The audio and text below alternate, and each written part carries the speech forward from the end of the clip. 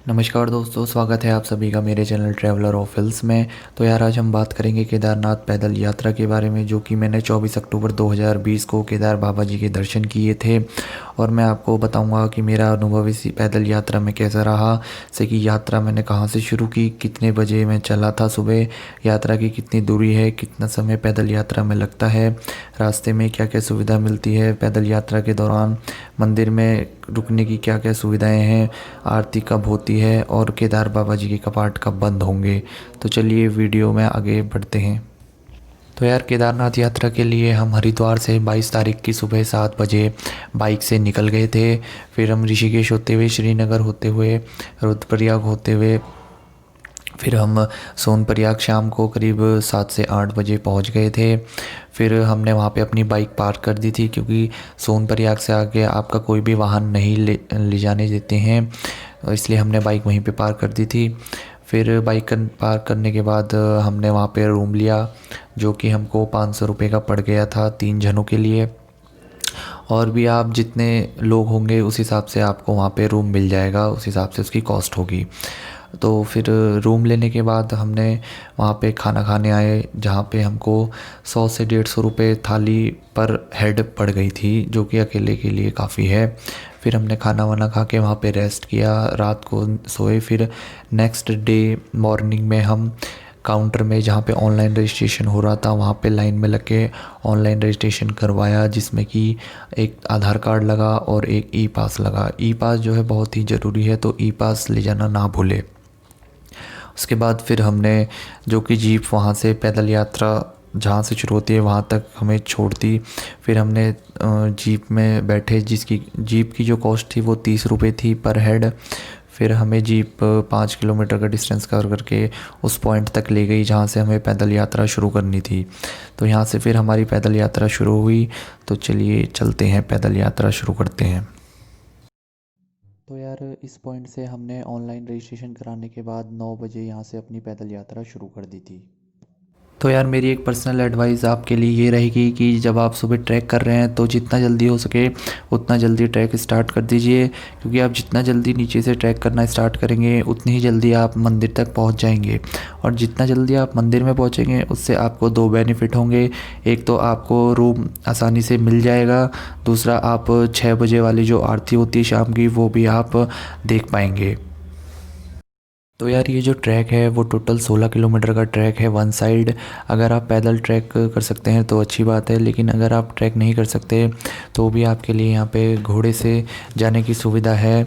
घोड़े का जो चार्ज है वो यहाँ पे नॉर्मल टाइम में तो 2,300 रुपये है, बट अभी कोरोना की वजह से यहाँ पे जो चार्ज है वो 1,000 से 1,200 रुपये है वन साइड का।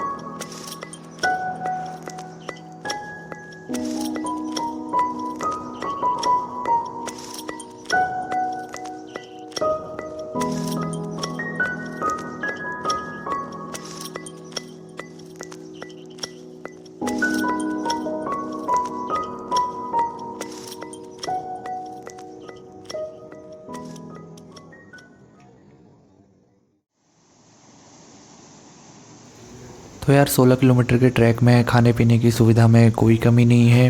जैसे कि यहाँ पे नींबू पानी भी है, मैगी भी है, पराठा भी है, दाल चावल, चाय, कॉफ़ी, बिस्कुट, नमकीन, यहाँ पे आपको सभी तरह की सुविधाएं खाने पीने में मिल जाएगी। तो ट्रैक में करते हुए यहाँ पे कोई भी दिक्कत नहीं होगी। तो यार 5.5 किलोमीटर का ट्रैक कवर करने में हमें 2 घंटे लग गए थे।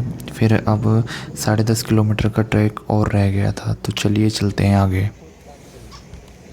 वैसे तो ये जो 16 किलोमीटर का ट्रैक है वो मतलब ठीक है, बट कहीं कहीं पे लैंडस्लाइड होने की वजह से रास्ता बहुत ही डेंजर है, इसीलिए हो सके तो बिल्कुल लेफ़्ट साइड में होके चलें, क्योंकि राइट साइड की तरफ खाई है जहाँ पे गिरने का डर रहता है।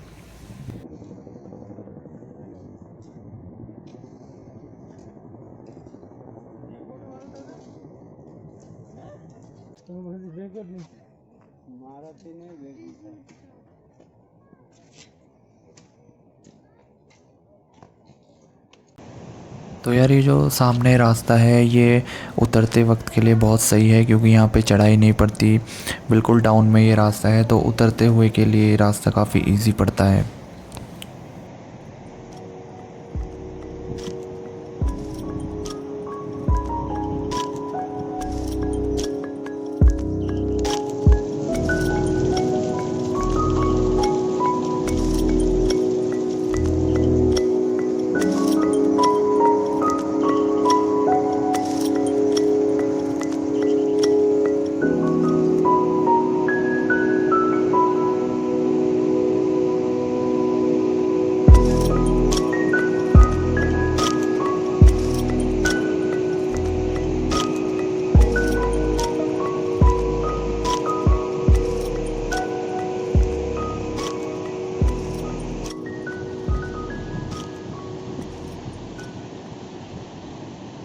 जो सामने पुल है ये पुल 16 किलोमीटर में से बिल्कुल बीच में पड़ता है, यानी कि इस पुल के आने तक हम 8 किलोमीटर का ट्रैक कवर कर चुके हैं, अब 8 किलोमीटर और बाकी रह गया है। तो यहाँ तक पहुँचते पहुँचते हमें 1 से 1:30 बज गए थे, फिर हमने थोड़ी देर बाद यहाँ पे लंच किया था, उसके बाद हमने आगे की 8 किलोमीटर का जो ट्रैक है वो स्टार्ट किया।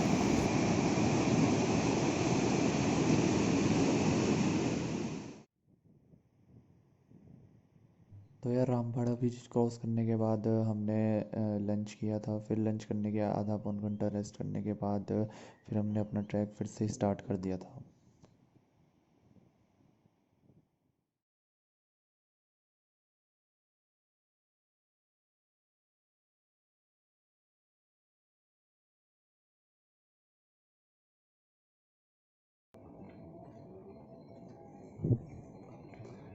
तो यार 16 किलोमीटर के ट्रैक में हमें बीच बीच में ये रेन शेल्टर भी मिल जाते हैं, जो कि यात्रियों के लिए बारिश से बचाव के लिए बनाए गए हैं।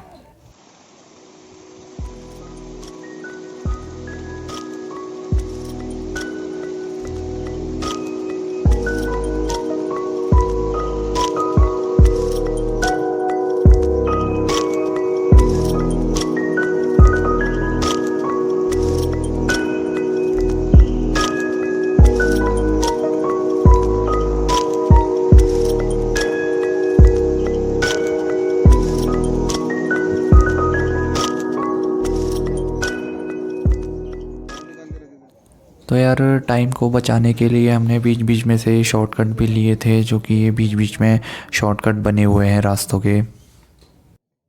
तो यार 10 किलोमीटर का डिस्टेंस हमने कवर कर लिया था, जिसमें कि हमको 6 घंटे लग चुके थे, और हम 3 बजे यहाँ पे पहुँचे हैं, जहाँ से केदारनाथ 6 किलोमीटर दूर है। तो चलिए चलते हैं आगे।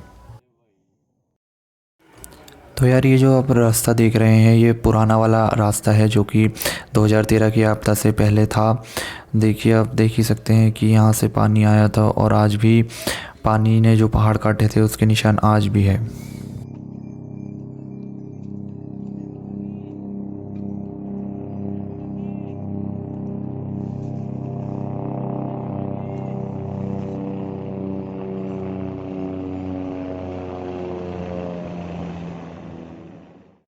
यार 1 घंटे बाद यानी कि शाम के 4 बजे हम यहाँ पे पहुँचे हैं, और अब यहाँ से केदारनाथ सिर्फ 4 किलोमीटर दूर रह गया है। तो चलिए चलते हैं। तो यार जैसे ही मंदिर से 2 से 3 किलोमीटर पहले ही मंदिर दिखने लग जाता है, तो अभी बस जो डिस्टेंस रह गया है वो केवल 2 किलोमीटर का रह गया है, और अभी जो टाइम हो रहा है वो 4:30 या पौने 5 का हो रहा था। तो चलिए चलते हैं आगे।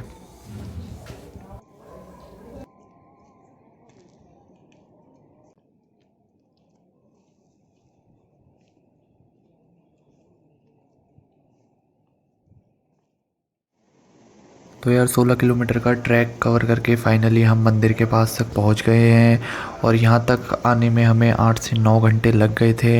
हम सुबह 9 बजे चले थे और अभी जो टाइम हो रहा था वो 6 बजने में 5 या 10 मिनट बच रहे होंगे और जो आरती शुरू होने का टाइम है वो भी 6 बजे का ही है।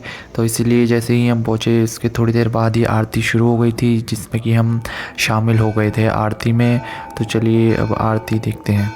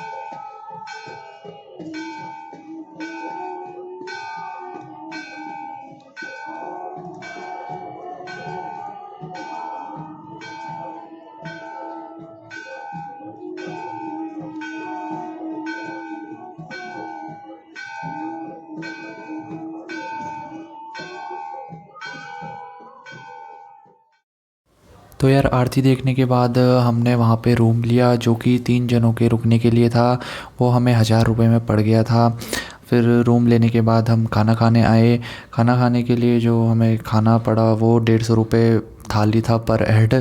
फिर खाना खाने के बाद फिर हम सोने चले गए। फिर नेक्स्ट मॉर्निंग उठ के हमने बाबा केदार जी के दर्शन किए, प्रसाद वगैरह चढ़ाया। तो यार केदारनाथ के जो धाम है वो 16 नवंबर 2020 को बंद हो जाएंगे। इसीलिए कपाट बंद होने से पहले एक बार आप बाबा केदार के दर्शन करने ज़रूर आइए, क्योंकि यार इस टाइम कोरोना की वजह से जो कॉस्ट वगैरह है रूम की हो गई, जैसे घोड़ों की हो गई, वो थोड़ी सी कम है। तो इसलिए अगर आप अभी आते हैं तो आपको नॉर्मल सीज़न से थोड़ा सा कम पड़ेगा। तो आप इस टाइम पर एक बार कपाट बंद होने से पहले दर्शन करने ज़रूर आइए। तो यार वीडियो अगर आपको पसंद आई होगी तो वीडियो को लाइक कर देना, शेयर कर देना और चैनल को सब्सक्राइब नहीं किया है तो चैनल को भी ज़रूर सब्सक्राइब कर देना। हर हर महादेव।